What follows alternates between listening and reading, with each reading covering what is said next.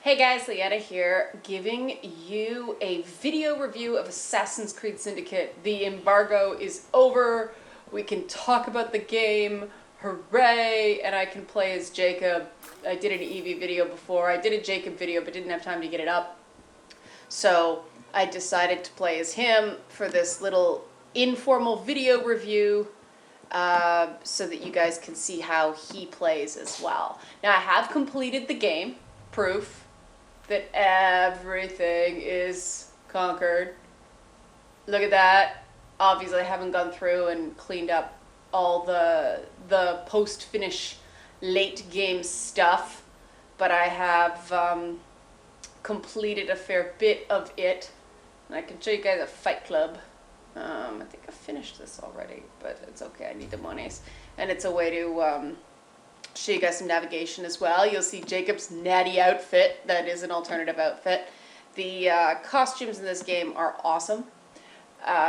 Really, really well designed. The overall art style, the way they blend the colors of the time, the garish synthetics with the very, very distinct Victorian paint colors. Top-notch job. Sound is fabulous. The different textures, the different sounds associated with the type of texture Jacob and Evie are climbing. Really cool. The mix is great, and I'm a sucker for a good music box sound effect. Nothing says Victoriana to me but like a music box, so I'm really glad they included those. You'll hear the ear on glass here. You can hear the sound effects. And so yeah, graphics and sound, and as I showed you in a previous video, there's none of that performance lag on the PS4 version that we got in Unity. I don't know what the PC version is going to be like. There are some nuisance level bugs, but overall, vast improvement. It plays stable, it does what it's supposed to. Open world games always glitch. Even the most stable open world game like The Witcher 3 had bugs like a horse climbing up the side of the tent or something like that. It just comes with the territory. It's impossible for them to test everything people are going to do with it. But I'd say it's in the realm of acceptable for an open world game. In terms of gameplay, pace of play, vastly improved, like really picked up much faster. Controls are simplified. There's fewer range weapons. There's no sleep darts or rope darts in this game. Instead, you've got the what they call the oh god, what do they call it now? Rope launcher. That's right. The grappling hook thing you're seeing right here. And that picks up the pace of play in more ways than one. As you see, it makes navigation across the city a heck of a lot faster. But it also makes unique assassination opportunities in that you can use the line to get over someone's head that you haven't seen in previous games. So I thought that was pretty cool. In terms of combat, also refined and sped up. It's basically a 3-button combat structure. I can show you here. Let's go. You see the clipping there? As I said, nuisance level bug, no big deal. You're not seeing inside the characters' faces. This is one of Jacob's exclusive activities. And you'll see the things light up over the guy's heads and they're going to attack. That's when you counter using circle. Otherwise, guard breaker is on X. And it's pretty easy. And then you've got these finishers. There's multi-finishers. There's a bunch of perks, as they call it, when you get specific buffs based on completing certain objectives. So it encourages you to vary up your play style for rewards. Controls, like I said, are pretty tight. No complaints about the combat. There is a tendency to mash, but once you sort of settle in, you realize you don't have to pump the square button over and over again. You can, like, actually just press the button when you want to throw a punch. And like I said, overall the combat is pretty smooth. As you see, I'm not using the gadgets like I would if I wasn't in a Fight Club thing.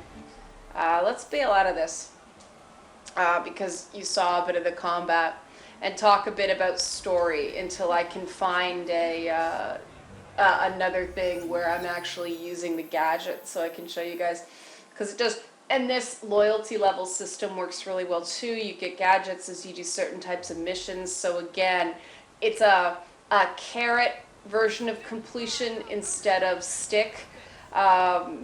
You get stuff along the road. It's not you have to complete all the things or you get nothing. What's this? Let's go to the smuggler's boat. That's probably fighting there. As you can see, the game's completed, but there's still plenty to do because there's DLC stuff on the horizon. I haven't been able to play the PS4 exclusive content because the code didn't work. I don't know if that's because I'm playing the game before it goes live or it actually is an error. But yeah, the code that came with my copy of the game did not work. Sucks to be me. It looks pretty fun. We're back on the Thames. Yes, ew, swimming in the Thames. A lot of people had the same reaction I did, which was gross when I did this with the Eevee video, so I'm glad I wasn't the only one that thought that's pretty nasty. But I like this area because it shows just how much is moving around in this game without any lag. So here we go. You can see you've got pistol, throwing knives, hallucinogenic dart, 2 types of bombs, smoke and voltaic. That's like a stun. It's an area of effect weapon. I'm not real great with it yet, I will admit. But those are the options, like I said, really stripped down from previous games. And I think that's because Syndicate is designed as a jump-on point for new players. If you like the look of Assassin's Creed, but you've been sort of intimidated by the lengthy amount of lore. I'll try to show you guys a knife headshot here. If you're intimidated, now's a good jump on point because Jacob, the guy I'm playing now, shoot, I missed. There we go. Well, that didn't work. Hey, okay, gotta get to show you combat. So I'll show you guys a smoke bomb, even though I don't need it.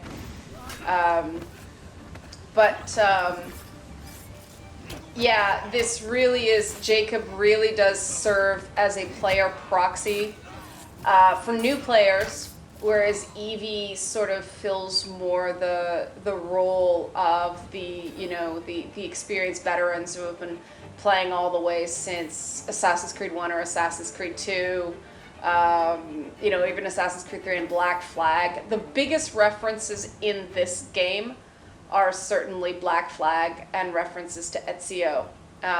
There isn't very much hard references to Unity. There are some design moments, some things that if you've played Unity, they have an additional poignancy for you, but you don't need to have played Unity to play this game, and I think that's deliberate because a lot of people didn't finish Unity because of the texture. Now, regarding the story, I'm going to avoid spoilers, but I'm calling it the Shakespearean comedy to Unity's tragedy. It's a much simpler story. It's lighter, it's fluffier. There are feels moments, but they're handled in a very different way than Unity. The dialogue is lighter. There's a lot more quipping.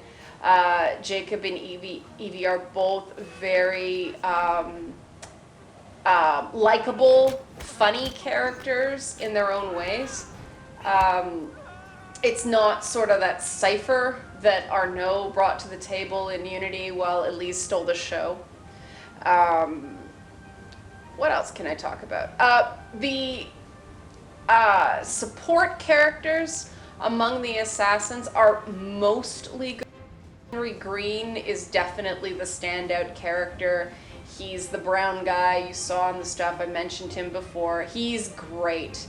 He's sort of fulfills the Achilles role structurally but he's a very different sort of character, and he really, really works well as a foil and sort of a companion to Jacob and Evie. He balances out nicely.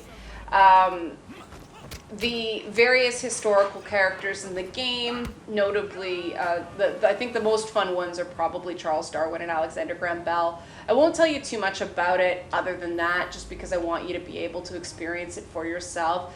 They're well done. Karl Marx is a very interesting cipher, nicely ambivalent. And I liked that because it didn't make him into a hero, but it didn't make him into a villain. They stuck to a narrative first structure with him and made him a character instead of making the whole thing sort of a college paper on communism, which I liked. Because as you know, we're getting closer to present day with Assassin's Creed, there is that risk of taking a political side or wanting to play it safe. Syndicate sure doesn't do that. A lot of the Charles Darwin missions have to do with unethical journalistic practices that are based on the real experiences of Charles Darwin, and I have to give Ubisoft massive credit for not pulling any punches regarding that. Ubisoft, my ass appropriately hurts. As a journalist, we have been spanked. You've made your point, well done. But then they did sort of show also the grassroots extremism stuff as well. So they didn't, take a side in what's been going on in gaming for the last little bit. They've sort of made, and I don't even know this is deliberate, it might be just exceptionally good or bad luck depending on how you look at it, but they definitely made their point. And I really give them credit for deciding to take that risk when it would be, more politically advantageous to play it safe.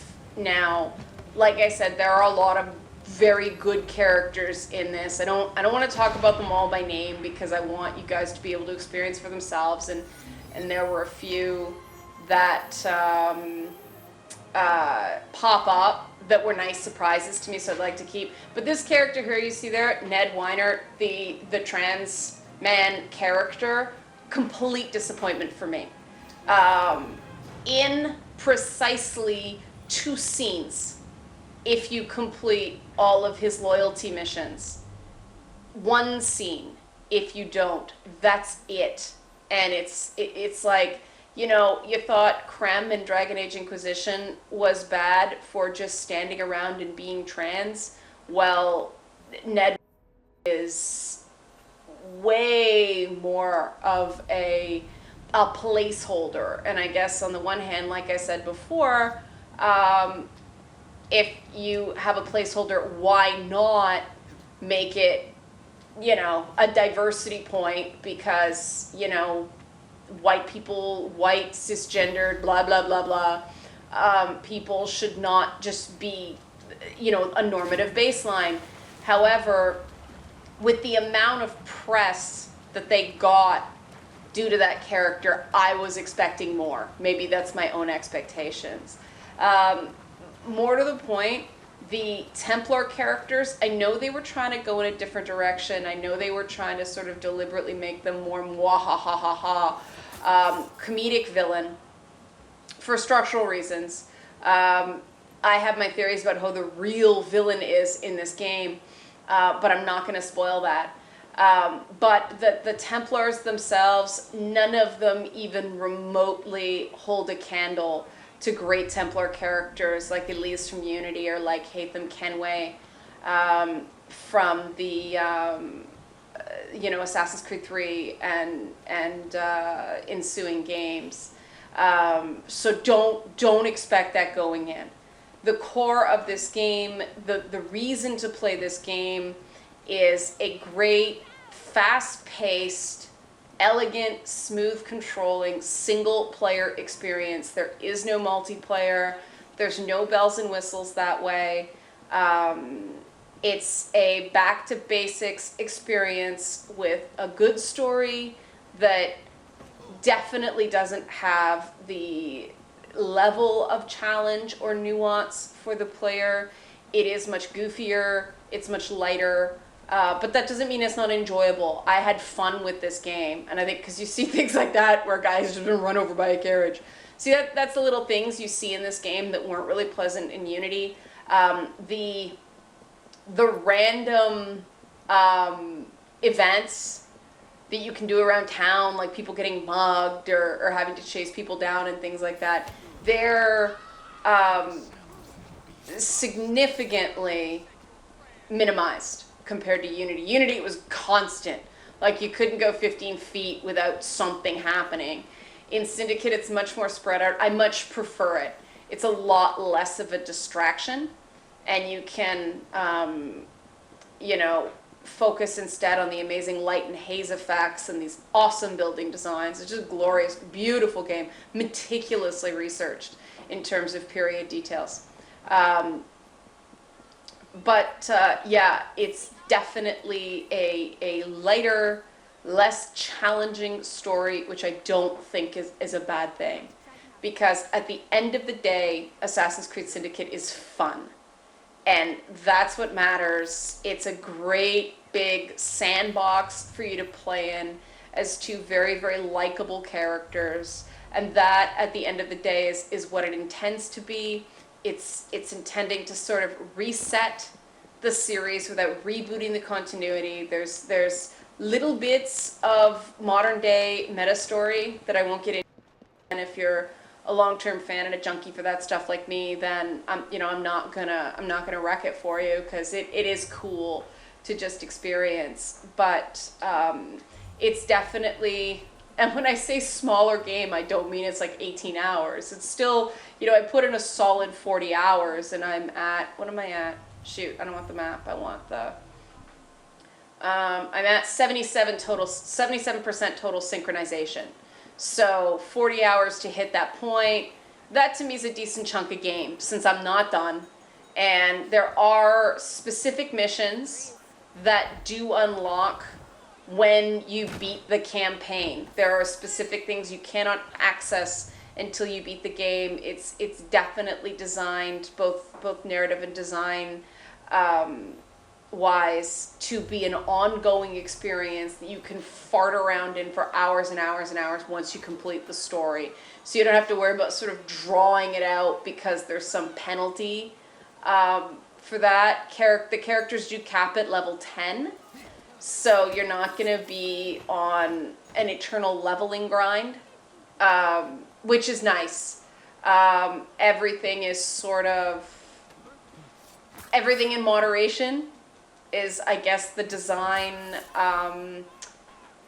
philosophy here, and I think it's a exciting, fun, light for Assassin's Creed, which doesn't mean it's going to be fluffy bunny. It just means that, it's a comedy by assassin standards, if you know what I mean. But it's definitely getting back to doing fewer things that work better.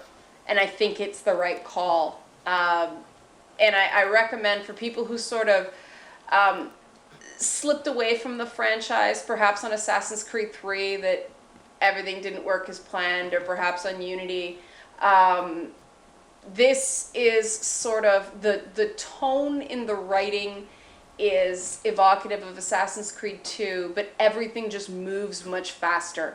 As you can see, I'm not farting around climbing buildings over and over and over again. I'm getting to where I'm going super fast without the fast travel. The load screens on the fast travel are a little long. Let me show you that as the last thing as I get to the train, which is your moving headquarters. Where the heck is it? Like I said, it moves throughout the city. There it is. So I'll show you the fast travel screens, because they are still, this is the only thing that's sort of slow. When you're just playing the game straight through, you don't get long load screens. It's only when you fast travel or when you fail something and the game has to reset from a checkpoint. Those are still a little bit long, but it's not the blank load screen like in Unity. You do have this, animus staging. That one was actually pretty short. And that's a save screen. That's not a load screen. That is the save icon. So game auto saves, obviously. But this is your, the colors popped in delayed here. But this is your base of operations. And the game rewards you for doing things with little little souvenirs all through, so you can feel that sort of sense of accomplishment. There we go. But yeah, so what's good? Awesome improvements to the gameplay. Nice and stable now. Great characters for the most part, with some notable flubs. What's not good? Said character flubs. And little nuisance level bugs. It's not bug free, like I said. And if my download code actually is glitched, that'll be a major thing too. I can't take the game back like some people can who actually paid for it. The other thing, the last thing I just want to leave you guys on is the issue of microtransactions or in-app purchases, because I've been asked about that a lot. Yes, there are microtransactions. No, I did not use a single one. The nice thing is that you're given credits to spend by the game, which actually allows you to engage in some microtransactions and they're basically just head start things. If you want money faster, it's a moderate grind. I don't think you really need to get extra money. Or if you want, Helix points for different things, you can do microtransactions for that, but it really adds nothing to the game. The game is a complete experience, complete with cats. Hello, kitty. See, there's a cat. Very excited that there are cats in the game. But the game is a complete experience without them. It's not pay to win because there's no multiplayer. So all it basically is an added thing for, I'd assume, newer players, if they're not as, proficient with the still somewhat complicated controls, because there's a lot to do and it's, got stealth elements to the game. They can get a little head start in their experience, so it's not as frustrating for them. But I didn't use a single one. I didn't even use the credits because I wanted to see if I could do it without it, and it levels up at a moderate rate. I felt like I got progress. I didn't feel like I was grinding excessively for money. Now, that being said, at the end, you don't have all the things. I'll show you guys my menus. I keep hitting the map instead of the menus. So my inventory, I've got, all the gauntlets, most of the guns, most of Jacob's belts. The skills I'm completely maxed out on. These are EV skills, which is why they're not finished. Gang upgrades I skimped on. Use the gang stuff, and I probably should have used them more because there were some I discovered that were pretty useful. And crafting, I find you pick and choose based on what you need. Don't feel the need to craft everything, but here I go, boom, a $10,000 outfit, or 10,000 pound outfit, right there, maximum Dracula.